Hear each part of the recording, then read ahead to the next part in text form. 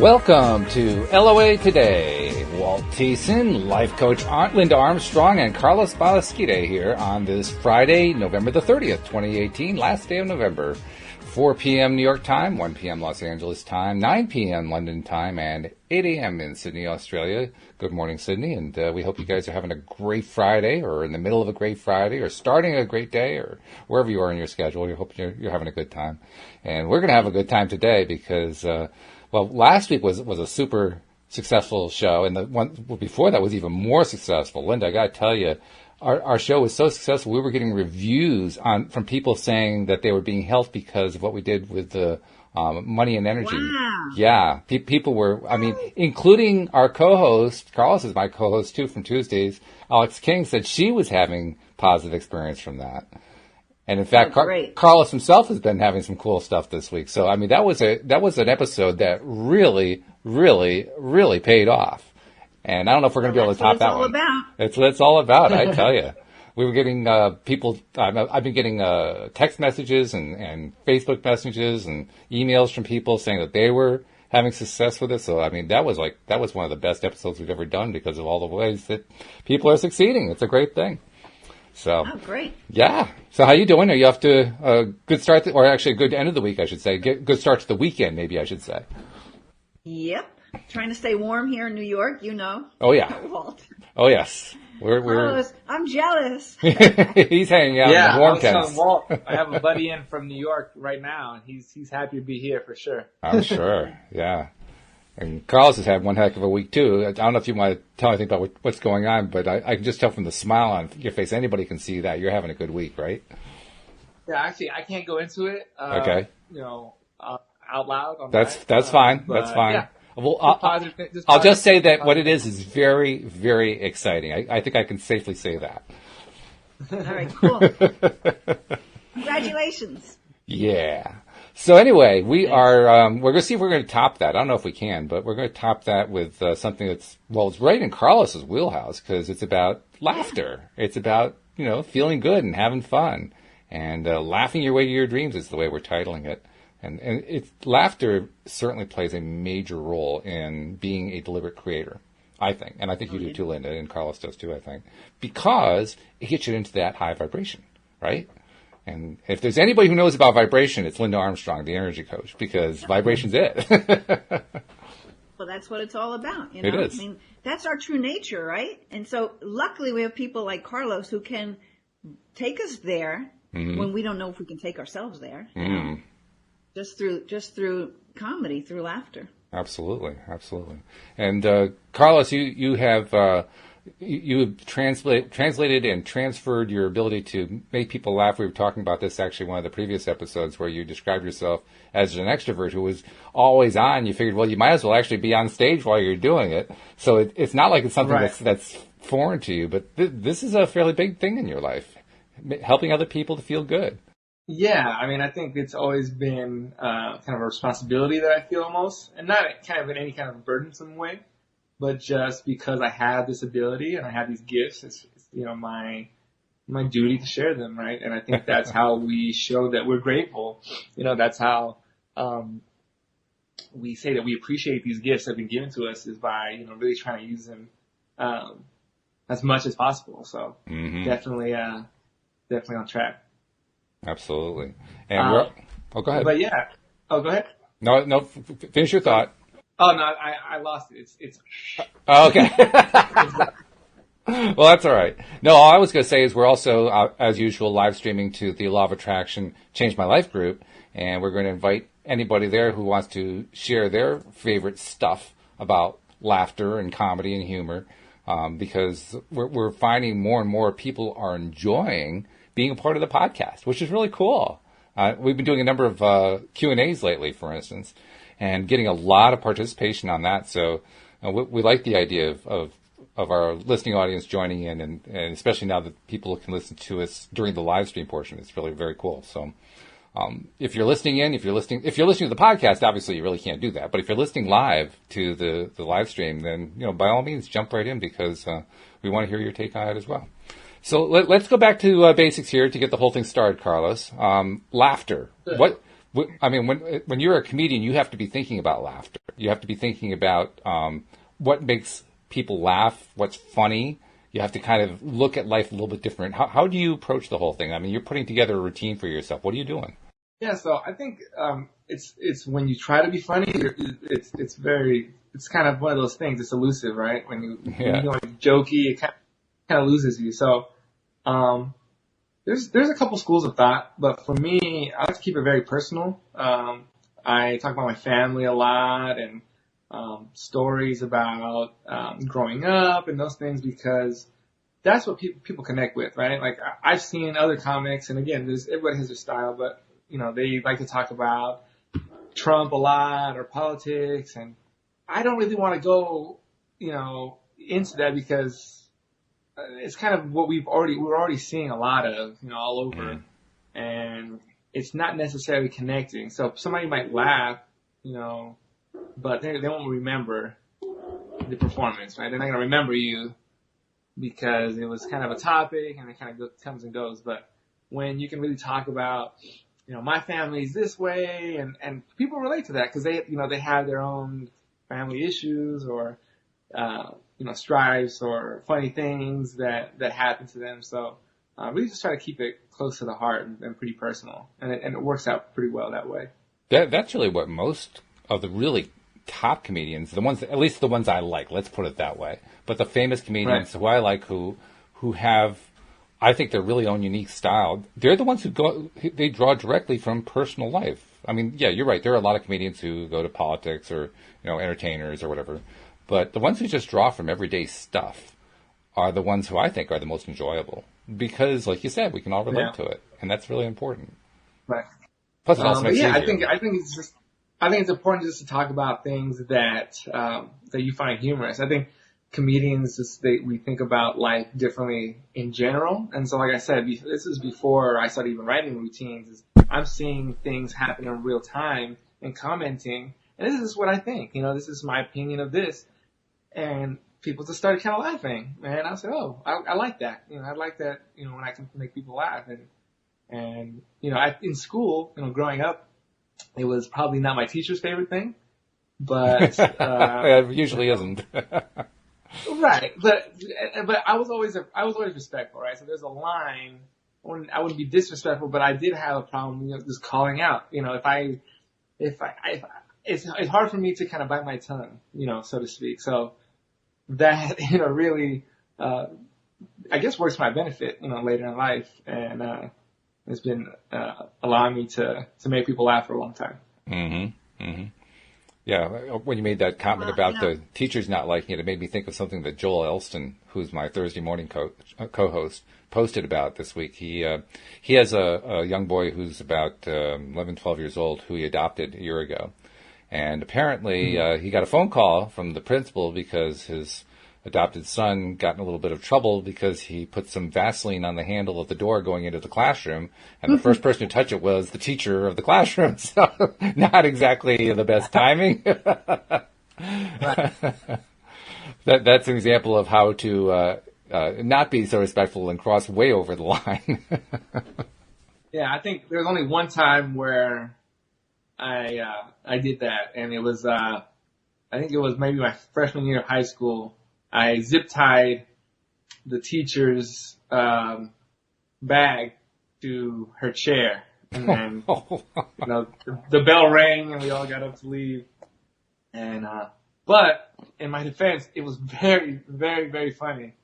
So kind of hard for me to. Well, it probably wasn't from her perspective. Actually, she laughed. No, she did. Oh, she did? Laughed. Oh, okay. Right. I didn't necessarily get in trouble for that. It was then that's the thing though, right? It's like I showed respect to my teachers and was a nice person, and so they knew that, that's funny and it's not malicious, but it's like, hey, there's a time and a place kind of thing, and that's, and it's funny to kind of get into that real quick is comedians at the end of the day are just kids who never learn to follow the rules, right? It's like, you're not supposed to do that, or you're not supposed to talk, or you're not supposed to say that, or but comedians, for the most part, again, I don't want to generalize here, but we don't play by, the rules of regular society, and that's something that kind of allows us to have that kind of unique perspective. So. Robin Williams, when he was on, go ahead, Linda. Yeah, can I add to that? I like the way you bring that in about being a kid who like hasn't, like grown up or whatever. Because, I mean, we come here as this high vibration energy that knows that we can do everything and the world evolves around us. And it's from that energy. That's a very high vibration. So, comedians just let that be there, where a lot of people are like squashing that, and that, kind of like holds them back. But I love the way you talk about, at least I think you said your comedy is making fun of life stuff, because why not? I mean, to take all that heavy energy off of situations that a lot of people can relate to and just kind of look at it from another perspective is very healing, It really can have, maybe someone going through something be able to look at their thing from this other light side point of view and like, okay, you know what? I'm going to look at it his way because there might be a solution in there in whatever that comic skit is that you came up with, even though you think it's just something funny, but really when it's in that high vibration, it could spark something. You don't even know it. You could be sparking solutions for people because they'll come in when you're able to be in that high vibe. Yeah, it's funny though. It's comedy is a very different place now than it was even 5 years ago, just because of kind of what's going on politically in our country, and it just seems like people, instead of that mindset when they go to a comedy show, it's the crowds are a little bit more hostile, where people are like they come looking to be offended. Jeez. Instead of that because they are heavy topics, and that's really what laughter and what comedy is all about, is taking those taboo topics or taking something heavy and giving us some light and lighting it up. But there's just it's just like this kind of a shift in paradigm that's been happening. But I think that's temporary. I think that just kind of goes with the times that we're going through right now. So I liked what you said about how a comic will tend to think a little bit differently from everybody else about where the line is. I mean, it reminded me of something that Robin Williams once said in an interview on Inside the Actors Studio, where he said, the line is here, and we're out here like, woohoo, all right! Jumping way past the line. Like, oh, no, line, what's a line? We'll just blur that one. It's funny, too. I think that, speaking of that same concept, really, and I can't say that necessarily I found my comedic voice yet, and I think that a lot of comics talk about this, and it takes years. Some comics say 8 years, some comics say 5 years, some say 10. And really what that is it's a fancy term for saying to let all your ego go. And that's something that I, have been focusing on even before really taking comedy seriously, is just really stripping myself of just all these things that, I'm projecting out there, or, I want people to think of me in this specific way. I have to let all that go and just kind of be myself. And it's been talked about, especially comedians who kind of gone through that. It's really a journey, and really finding, and that's a pinnacle, right? It's like you get there and those people on stage feel so comfortable, and you see them talking about crazy things, and you're like, oh my goodness, I can't believe he said that, right? Or something like that. But they're just so comfortable in their skin because, they know who they are. And they're able to kind of portray that. And although, again, for me, it's a little different. It's like when I'm with, people, maybe not on stage, but, at a parties, and I'm riffing and I'm having a good time and I'm making people laugh, like that is my voice. But on stage, it is a little different. It's when everybody's sitting there looking at you and expecting, and then now it's like, oh, I wanted to say this, but then, well, what if they take it wrong, and there's not a lot of, you can't have that in your brain. That kind of ruins the comedy. So it's a process to kind of try to get that unfiltered view of the world to really come out unfiltered. To what extent do you think that is something that you, the comic, develops, and to what extent do you think it's developed by your audience and what they're reacting to? No, I think it's 100% inside the comic, because what you ultimately figure out is that comedians it's almost an arrogance to them too. It's like, if they go out there and they try something and it bombs, like, which means nobody laughs. Not a lot of times they'll be like, oh, that was my fault. It's always, but that's the attitude. It's almost like, we talked about this in another podcast, with Alex, about negatives, or what we see as negatives really being positives. And so something like arrogance, it's like, that's always been a negative. Every time you hear, oh, that guy's an arrogant, whatever, or that guy's arrogant, that's never seen in a positive way. But arrogance in this case, is what you need in order to make and to keep going, because comedy is probably the only job that you, the first day you're on, you're judged by everybody, and you can't use that excuse that, oh, I'm new, oh, at office jobs, oh, what do you do? Oh, I'm new. Oh, okay. And it's kind of, they give you the benefit of the doubt. It's like, oh, well, you're not, you're not an imbecile. You're just new. Okay. That's fine. But in comedy, you can't practice, without the audience there. So even as a musician, you might, perform in front of people, but you can play that song all day at home by yourself, right? And perfect it. And for comedy, it's very unique in that only in a live environment can you even see if something is, working. Mm-hmm. So there's a lot of failure in comedy, but there's a lot of learning too. So you kind of, you fail often, and it's a lot of learning how to fail, right? And so comedians talk about how long it takes them to put an hour together. I've never put a full hour together for special, but, for, say 30 minutes, for me, that takes almost a year, lots of trial and error and writing and rewriting.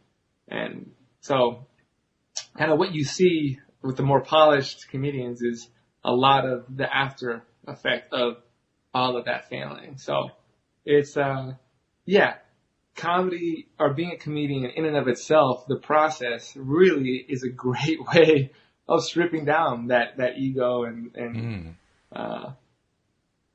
those insecurities, I guess you can say.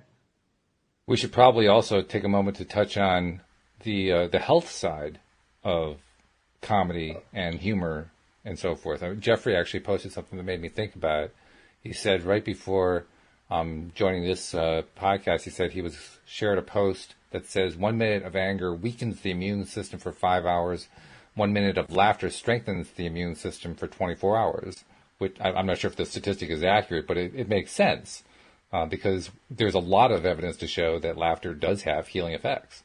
And lately in my own family, that's been an important thing because we've been dealing with some stuff, and laughter has helped us get through some really important things. So, right. Comment on that. Either one of you comment on that for a minute, because I think that's an important piece of the whole puzzle. Well, I think also just making fun of the ego. What better way than to put it into check and let it be like in that little, and bring out really more of the heart side of you, which is the lighter side. Right. Which can hold that higher vibration, because as we all know, I think everybody knows who would be listening to this show, high vibration is how you're going to manifest what you want. Even what you don't even know you want, but what is for your highest good, because you're holding that high vibe, and so the energy can flow. And so I would think that for comedians, I don't know, Carlos, do you ever go off your script because you're just kind of led somewhere because you're in that high vibe? Well, so I think everybody's different. For me, it's a lot of off script off what I had already written, because you just comedy is not about me telling stuff at you. It's really should be good comedy. It should really be conversational almost. And it's funny, you'll see people shout out from the audience because they really think that they're compelled to say something, that if anybody's listening that goes to a comedy show, that's frowned upon. So we'd ask that you do not do that. But sometimes people just kind of yell out, and it's like, okay, well, I wasn't, they almost feel like that person is talking directly to them. And that, that's the best kind of comedy. You know what I mean? It's just, it feels, natural. It feels like, oh man, I know this person. You know what I mean? Like I can really relate to this person. It's, But yeah, I mean, as far as the health is concerned, I'm not sure, but I mean, I feel good when I laugh. So I mean, that would definitely, is healthy. You know, I'm sure feeling good never hurt anybody. But there are stories of people healing themselves by just watching nonstop funny movies. Oh yeah. Yeah, because it's that high vibration. Then the healing can come in. You know, and I love how you said you like to go off script, right? Because when you're in that energy and you're connected, like when I do healing work, I may have an analytical idea of what this person might need, but you know what? It's always bypassed by what flows through. And I go with what flows through because it's coming from something outside of me that knows better, right? So I imagine you, when you start getting in your flow, you don't even know what's coming next. It's just coming through. And that's beautiful because that energy is just a really high vibration, no matter what you say. Yeah, I mean, that's what I try to capture the most because, like I said, that's where I feel the most comfortable because that's what I've been doing all my life is kind of just blurting out funny things. Like, it's, with almost hardly any thought. It's just kind of been quick-minded. And so, like, that's something that, you know, again, it's trying to match my funny to on stage. You know, it's really, and it's, you would think it's very, like, transferable, but it's just, there's just these different things. I mean, so to give you an example, like, and we talked about bombing before and failing and trying things out. There's a lot of factors that go into, comedic, performances or live stand up, that you don't have in like other settings, you know. It could be, the energy of the room, like if people just get off of work, do they have drinks yet? Are they irritated? Were they standing in line too long? Like there's all these different things that if you really took it personally every time you didn't do well, then you would never last, right? And so you just got to keep in mind that there's a lot of things that kind of contribute to this.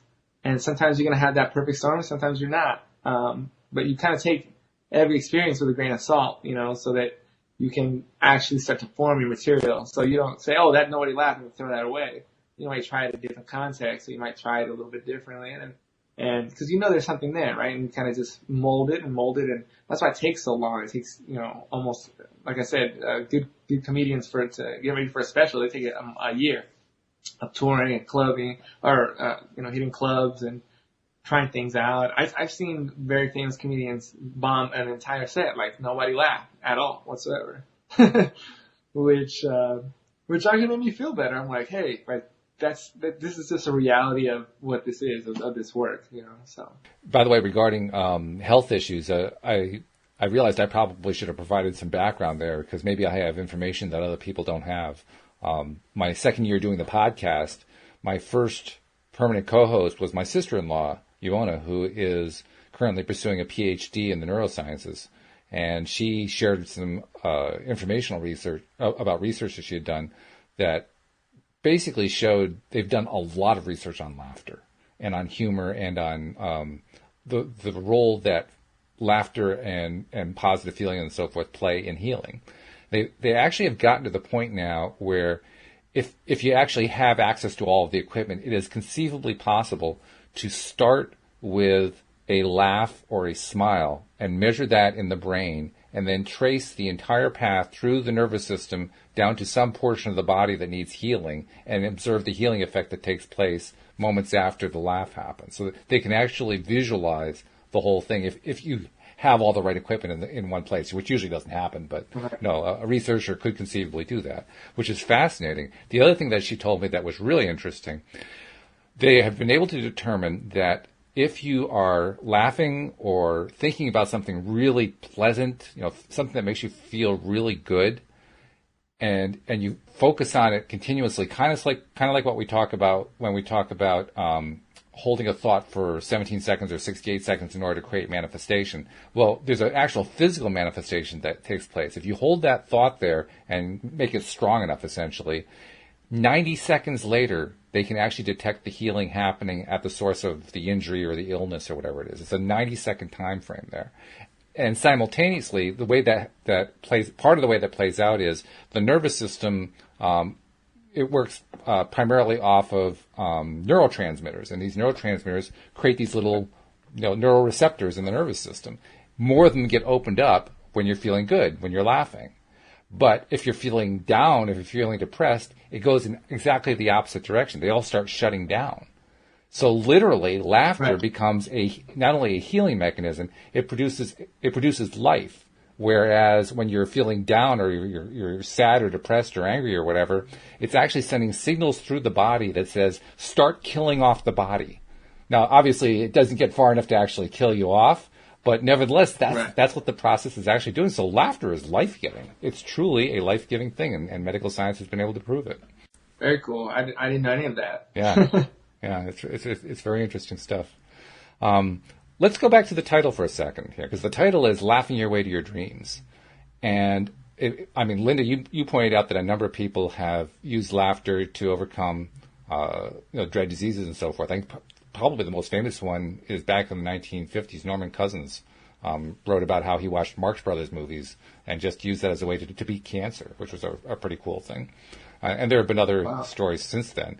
But it also applies to other areas of our life, and I think this is where I want to bring Linda in, because it's about getting into that high vibration place. And just maybe, can you talk about that for a minute, Linda? Like, why is it so important to be in that high vibration place? And when you're there, how does laughter, in your opinion, from an energetic point of view, how does that contribute to the high vibration place? Well, it can take you, for me, it'll just bypass that programming that's going on in that subconscious mind. Now, I don't know if you noticed, I keep muting myself because for some reason my dogs are going crazy and no one's here to make them quiet. They were just howling. Okay. So I'll keep muting myself as that happens. That's all right. But, you feel it, don't you? As soon as you start laughing for any reason, even a smile, even if you fake a smile, you can't help but actually have it become real, because it just changes your energy. So I don't remember what you asked me because I was too concentrating on my dogs there. But laughing, I'll tell you this. I went through a really hard year after my sister passed, and just watching movies that uplifted me, and especially things that made me laugh for no reason, would just bring me out of where I was. Mm-hmm. It's like the best medicine that there is. It's just, it's really healing because you know what? You silence that subconscious mind, that mind chatter, that negative talk. It can't exist when you're laughing. It's just, there's no place for it. It's like how the energy of fear and love cannot exist at the same time. Right. Yeah, that is important. It's funny. You don't even have to make someone laugh for them to feel that. Just the attempt sometimes works. And I tell you, I didn't know this until, again, just going through the trial and error of, doing stand-up. I bombed. I just something wasn't right that night. And I kind of went through my set and I didn't go like I wanted to go. But, I got a compliment from somebody that said, you have very great energy. It's like, you just command the space, and it just, you have really great, and that's like, again, the laughs didn't work, but for somebody to kind of come and kind of, even say that, and that's the first out of a few times that happened. So yeah, it's, I agree. It's like, I always like to, I'm lucky that my smile is my default, so. There's very little time where I won't smile. Even when I'm upset, it's just kind of it's a little different smile. But you know what? You made me think of something. I know there have been times when maybe I was mad at something, right? So you're in that energy. Now, sometimes people like being in their mad energy. They just do. Because my husband or whoever it was making me laugh. And I'm like, I don't want to laugh. I'm mad right now, and I could not stay mad because he was making me laugh. I'm like, stop making me laugh, because right now I'm really mad. You're going to make me forget why I'm mad. So that subconscious mind was trying to come in to make me stay there, but you know what? it couldn't, because the laughter overruled it, and that energy was going up to where the other one couldn't exist. Right. Yeah. And it just takes you right out of it. But you have to condition yourself. So that's a great point that you said, that because I've been there too in the past when like, this is a great example because everybody's kind of been through this, but like a breakup, and he's just, and it pains you to think about it, but you keep thinking about it because it's kind of like this, it's an addicting feeling almost to sit in this, kind of pain and it's not that it feels good. It's just, I don't know, there's something about it that kind of draws us to stay there. It's easier to go there, and we've been there so many times. It's kind of a comfortable energy, believe it or not. And so you're in a comfort zone, even if you're not really happy, right? Right. And so that's a huge thing that you just said there, is you're in a comfort zone even if you're not happy. Right. I mean, come on. Like, how many times have we found ourselves in that spot, right? And so it's my point is to create a new comfort zone. And so I feel like that's why I really strive for positivity all the time. And it's funny because even sometimes, and I never saw this as a negative, but I'm very open and aware and just in talking to people. Sometimes though, being really positive makes others think that you don't have problems or that you are going through things, right? And I just say that I have to control what I can control, right? And so if there is something happening to me or if I'm going through something and I'm very positive, and it's not because I don't care, it's because what's the alternative, right? I can either be in this high vibration or I can go sit down here. And sitting down here, like you said, is easy, right? And so a lot of people like to go there, but I've kind of trained myself to, and not that I don't get upset but I get here and I don't stay there. I do things, again, that I can control to get out of there as fast as possible, right? And I think that's important, is to train yourself to get out of those situations, because they will come. They always do come. Life is up and down, right? And so, the faster you can get out of that down, mentally, like, mental wise and your thoughts, it's compounding, right? Like, when it rains, it pours. So don't stay in the storm too long. You know what I mean? You just illustrated, we all have free will. We all have choice. You can choose to be miserable or you can choose to be happy. Plain and simple. And you know what? It is simple, even though we make it feel so hard sometimes to get out of this lower vibration or this problem. But if you only look at that problem, you're never going to get out of it. That's why we have this gift of imagination to have us put ourselves out in this other space where everything's really good. And why not get into that childlike, easy to do place of wonder and imagining this good. So for me, the point I'm trying to get to is, okay, you can either be in the higher vibe or the lower vibe. There could be things happening in your physical reality, but we are spirit and we create everything in our existence. So we can choose to stay in a lower energy or we can choose to go into a higher vibe. And if you don't know how to do it, I have a program that teaches you how to do it. But if you don't know how to do it, you got to turn on the TV, get some comedian out there, some movie, some feel-good thing that can take you away with it. Like you can just go with it, right? Because that's what's happening when people come to your shows. They're there for the experience and they're open and they're going to let themselves go. Right.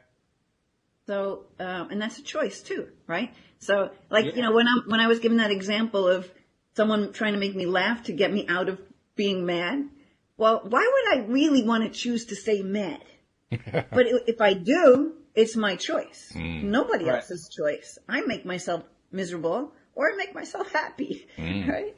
No, that's very true. That's very cute because I've been around people that they like to stay there, and to me it's not, I can't fathom why, but that's just my own personal thing. But yeah, you're right. It's this, or a song or a movie that you kind of go to.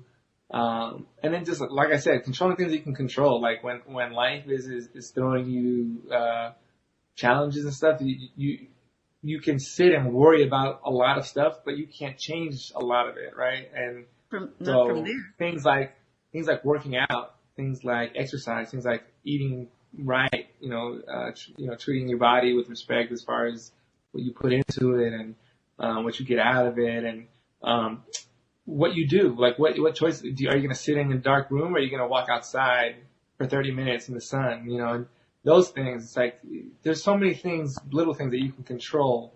And when you start to take control of those things, you feel like you have more power. Now it's things aren't happening to you necessarily. There's just something that's maybe not to your liking that's happening, right? It helps you take you out of that mentality. Well, yeah, because nothing's ever really happening to you unless you want to. Right. It just feels like it. You want to be the victim? You can be the victim, right? But everything that happens in your life, I got bad stuff that's happened in my life. I got some stuff going on right now. But I know there's some part of it that is within me or would not be out there. So there's healing to be done with whatever circumstance shows itself to you. And we can do it the hard way, or we can do it the easy way. Very true. I choose the easy way. Confront it, look at it, let it go. Do something that lifts you up. Stay in that vibe, because when you're in that vibe, then you'll hear your spirit giving you the next step or the solution. It comes in, but you got to be in that high vibe to get it. Mm-hmm.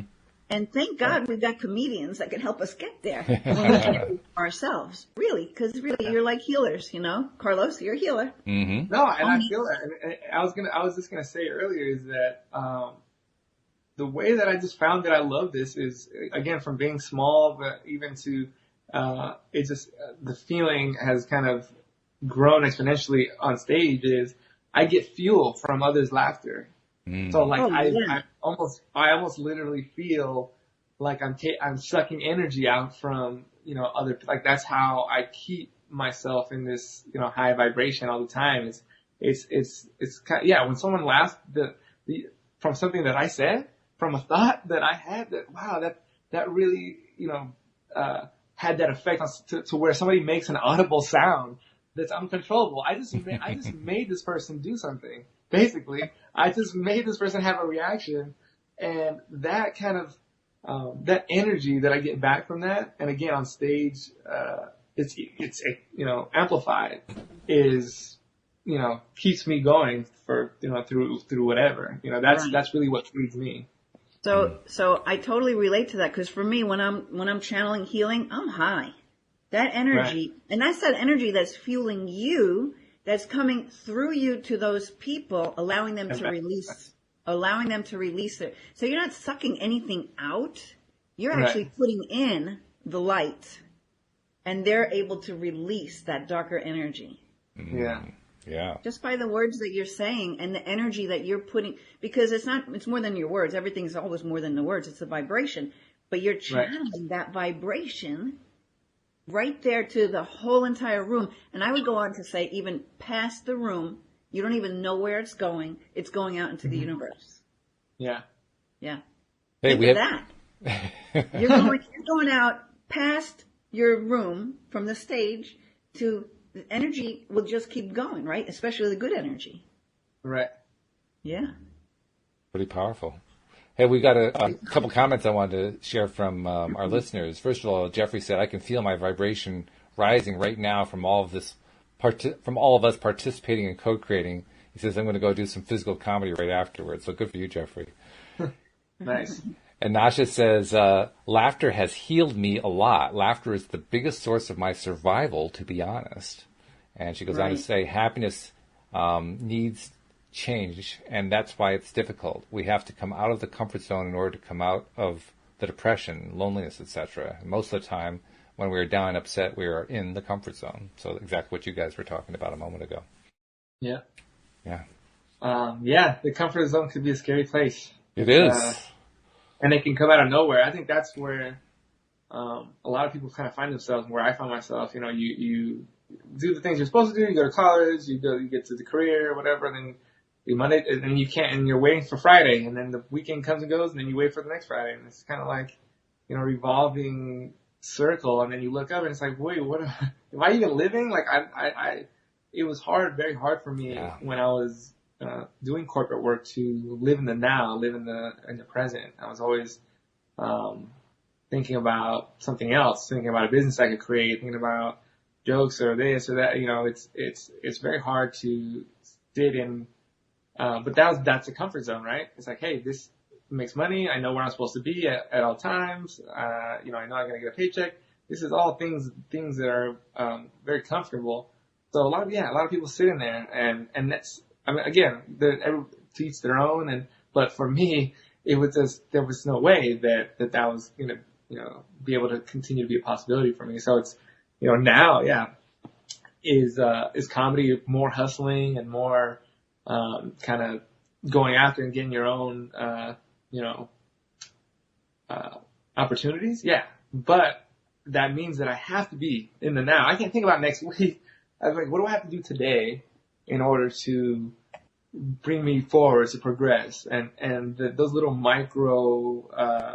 that micro focus for me, you know, and I do think about what I might want to manifest, but I don't like to, you know, think a lot about the in-between or the how, because a lot of people get stuck in the how, and if you get stuck in the how, you'll never manifest because you don't know the how. The how could be a route that you never even thought of before that you'll later find out, oh, wow, look, and in hindsight, oh, look at all these things that, you know, kind of match together to put me here. But if you think, oh, I want a house, and you don't have a job. It's like, well, don't let that stop you from, man, oh, I don't have a job. You're already limiting yourself, right? And so I like to think of the destination, and then I really like to think of today and what do I want? What am I doing today because energy manifesting is one thing, but then it's not necessarily a direct manifestation. It's not like I'll have a house and then tomorrow I get a call that I want a house, right? I might get an opportunity that I need to be able to recognize, and through that, it's leading me in the path to what I'm trying to manifest, right? And so, yeah. You know what? There's two things that all of that brought up for me. Number one, and I don't remember if this is one of my stories in your book, Walt, or not, but when I was manifesting the house that I'm living in now, and there was like struggle with being outbid and this and that, and one deal falling through, and, you know, all of this stuff. But when I locked on to this particular house, I would actually sit with the listing and all the pictures of all the rooms and have a cup of like nice tea or something, and I would be living in that house. Yeah, I still didn't have it. I still didn't close the deal. They were still going back and forth with all this other stuff and possibilities of how I wasn't going to get this house. It wasn't looking good. So I would just be in it. I mean, I was holding parties. It's on 2 acres. I was having these outdoor barbecues. I was redecorating. I was painting. I was doing everything. I was already living in the house where I was living at that time.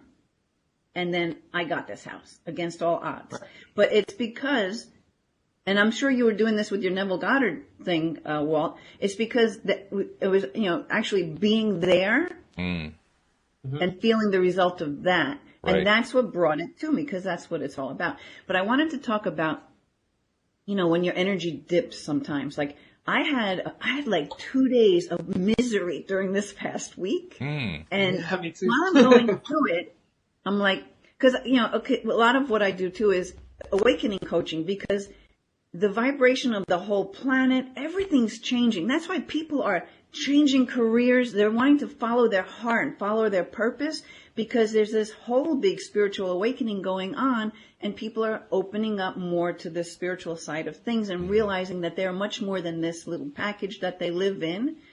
And that their life is not dictated by everything outside of them telling them you must be a lawyer. You know, you have family that makes you go a certain route, or who knows what it is, right? Mm-hmm. So a lot of people are kind of waking up, realizing they're more than just this physical body and all of this stuff, that is all made out of energy. And so the planet is literally changing its frequency so fast that we're trying to keep up in our little human bodies.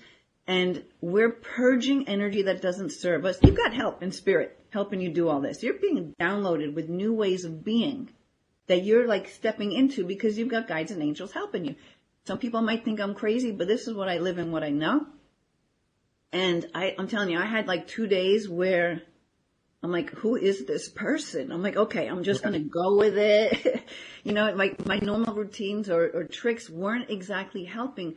So I realized, okay, this is something, I just got to feel this. I just got to be with it. It'll pass. And the more I didn't fight it, the easier it was for it to release. And I just was being grateful. I'm like, okay, I'm grateful for this energy that is leaving my system because it feels really heavy. And I'm happy to let it go. I'm not going to hold on to it and fight the feeling. I just stayed with it. And then, you know, things like watching, actually for me, I'll put the Hallmark Channel on or something like that and get into a higher vibration from that, or comedy, something really funny, or even The Walking Dead. Okay. I love that show. It'll just bring you out of it. Well, that's all about compassion, that show, you know, so, yeah. It's funny that, you know, comedians for the most, you know, they project all this laughter or they bring out this dark energy, like you said, and allow people to release it. But and this isn't my story in particular, I'm very unique in this way. I think who else said something similar? Maybe it was Conan O'Brien or something like that. But a lot of comedians comedy comes from a lot of pain, their own personal pain, and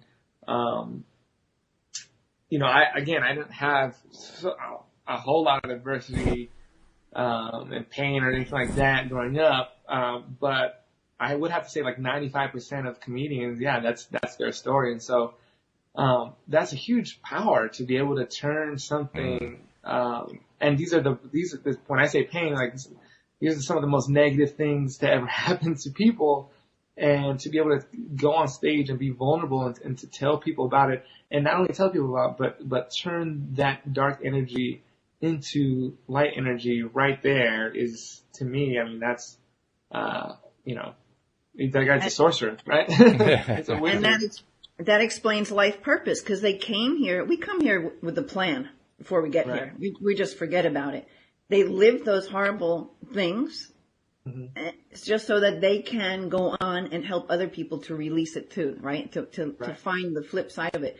Now, I'm one of those people like you. I haven't had terrible things happen in my life, but yet somehow I've come to this. I'm able to help other people overcome things that might have been, you know, like really horrible for them. You don't have to have lived it to be able to be that channel for it, but that just shows how, moving into this higher vibration is healing.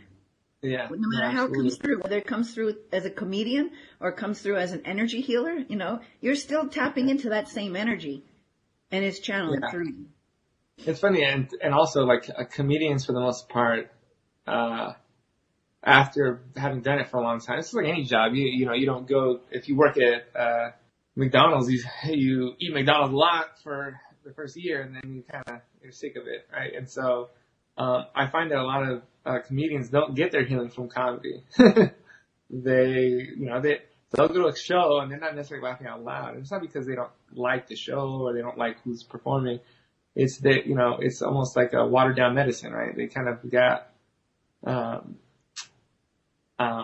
you know, they'll kind of, oh, that's a smart idea, or that's a good joke, but they look at it a little bit differently maybe than us. I mean, than non-comedians. But for me, I get a lot of healing and good vibrations through music.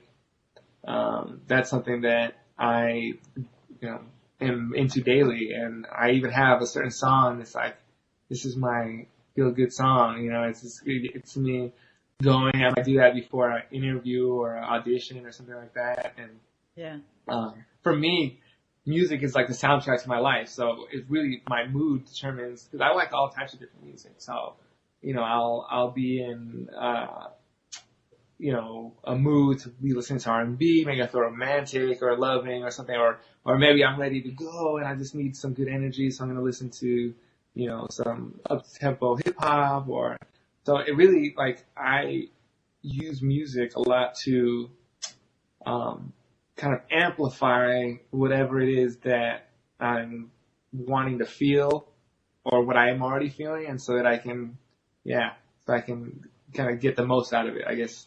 Yeah. Hey, Carlos, Jeffrey has a question for you. He says, what makes Carlos laugh hard? What makes you laugh hard? Oh, for me, physical comedy. So I love like Chris Farley, for example, rest in peace. He's my hero, my favorite comedian of all time.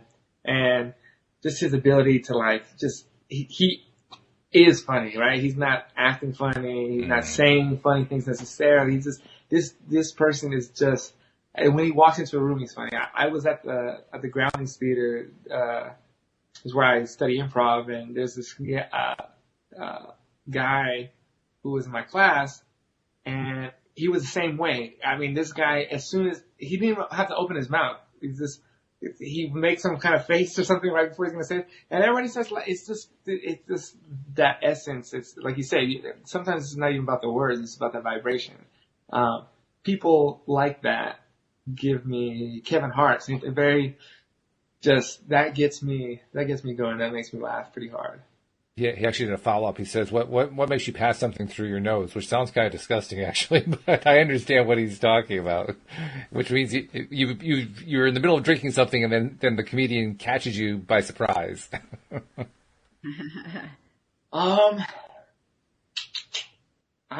guess, yeah. I don't know. I really like, for something to be really extremely, I like when people make their, call things their own, they have their own words or their own phrases for things. And, I don't know if I'm explaining this correctly.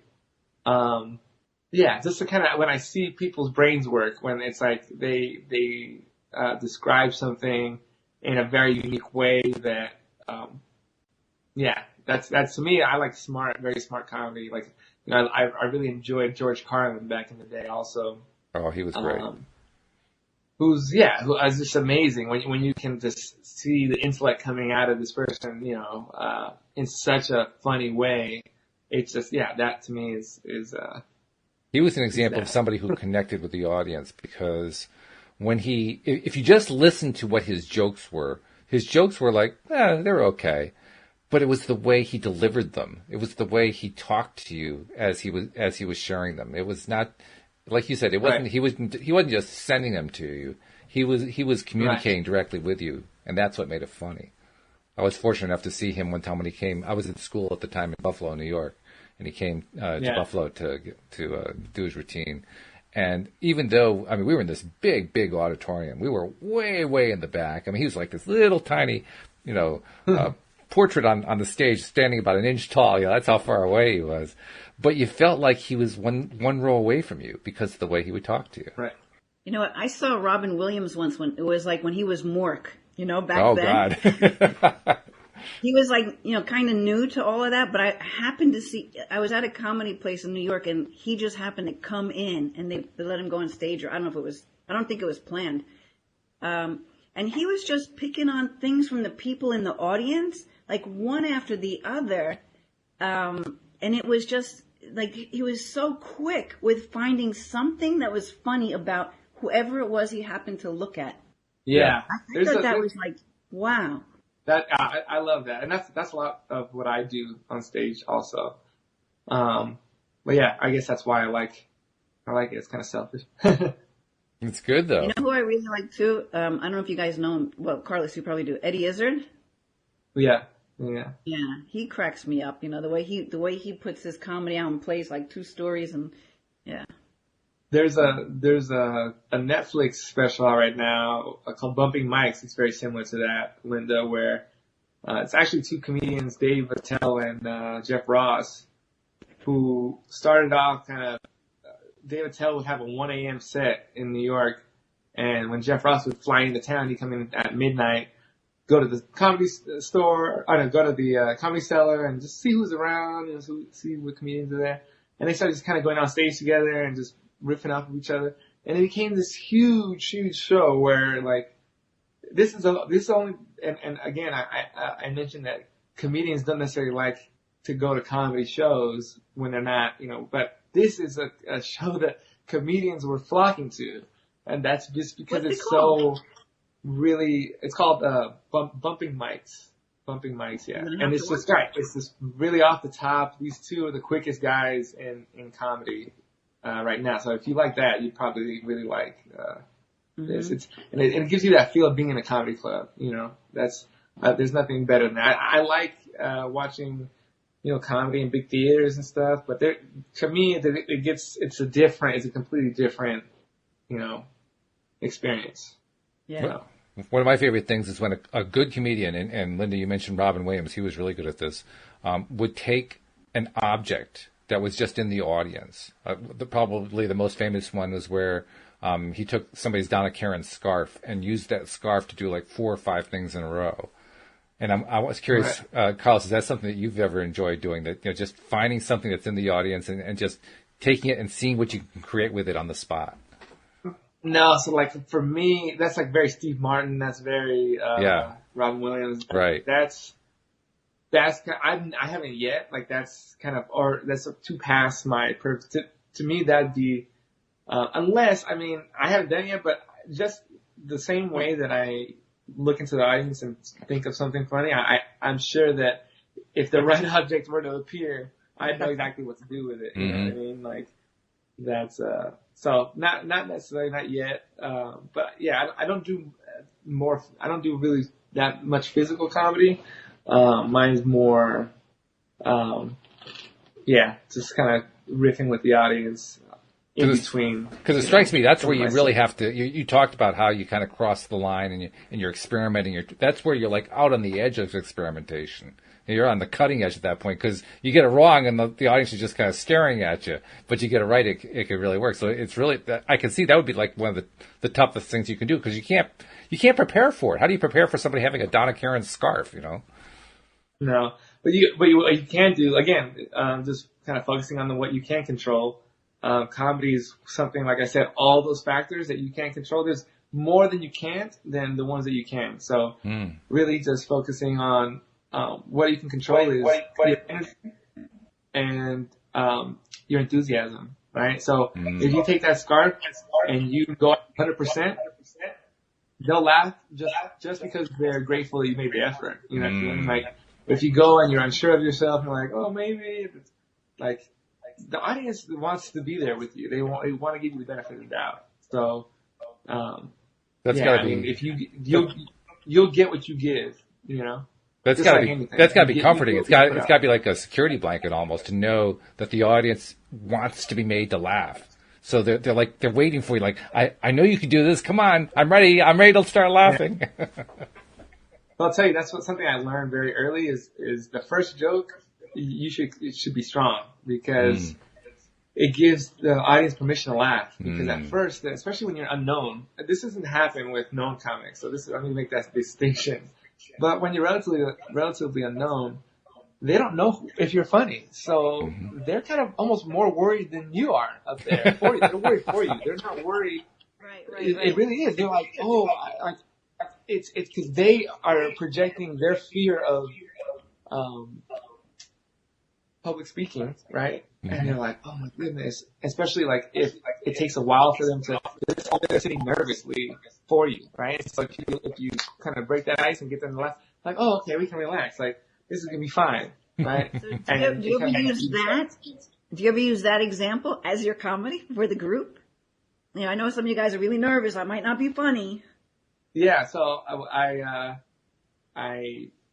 one of my intro jokes is something about, because they clap for you right before, you know, when you come up. And so I say, oh, you know, that's really nice. I love comedy because one of the only places people clap for you before you work, right? So you kind of gave me the benefit of the doubt. I could be really bad. I could be not funny. But I already kind of got what I came for. And then I say, this is what waiters must feel like when they get a party of 8 or more. You know? Yeah, right. So, I mean, that's the best is when you kind of can, when you pick out exactly what's going on in the room, people love that. It's like, it's a natural point that everybody knows and can laugh at. So, yeah. By the way, Jeffrey was commenting, when you were talking, you went on that one spree there, you were sharing quite a few thoughts in a row. He was saying, look at Carlos' smile, lighting it right up. So your approach really works. In fact, I think he was the one who said, I'm not sure if I'm going to spot it right here. I think he was one who said that he wanted to steal your line about always smiling. I don't remember what the exact line was, but that you tried to make it a point. By default, maybe? Yes, yeah, that's it. Yeah, smiling by default. Yeah, that was the one. Yeah, no, it's funny. I would work nights in a factory. When I started at Amazon, I was a manager of a warehouse, and I would work overnight. So I was like 3 a.m. and I'm just sitting there with a huge smile on my face, walking down, and people are just wondering, like, what's going on? Like, why is this person so? And they would ask me, they're like, oh, why are you so happy? And I didn't know what they're talking about. I had no idea. I don't feel like particularly happy right now. I'm just living my life, but that's just kind of how. If you don't see me with a smile, that's when you know there's something really wrong. I mean, they're really hungry, or extremely stressed. Mm-hmm. Yeah. Laughter is contagious, just like a smile is contagious, just like a yawn is contagious. I mean, did you ever see someone cracking up and they can't even tell you what was funny, and now you're cracking up and you have no idea why? Mm-hmm. Yeah, that would get me in trouble when I was at school too.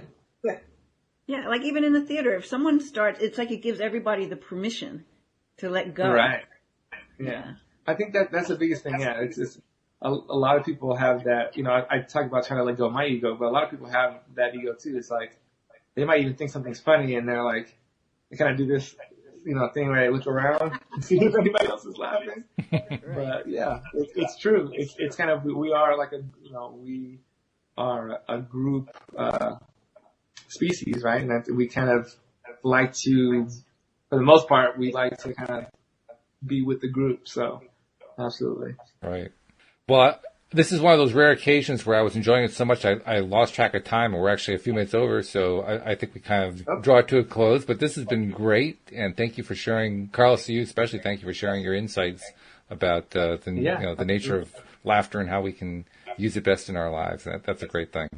And Linda, Carlos, we'll be talking to you in a week. Yep. All right. All right. Have a good weekend, guys. Have a great weekend. Absolutely. And we'll see you all next time here on LOA Today. Goodbye, everybody.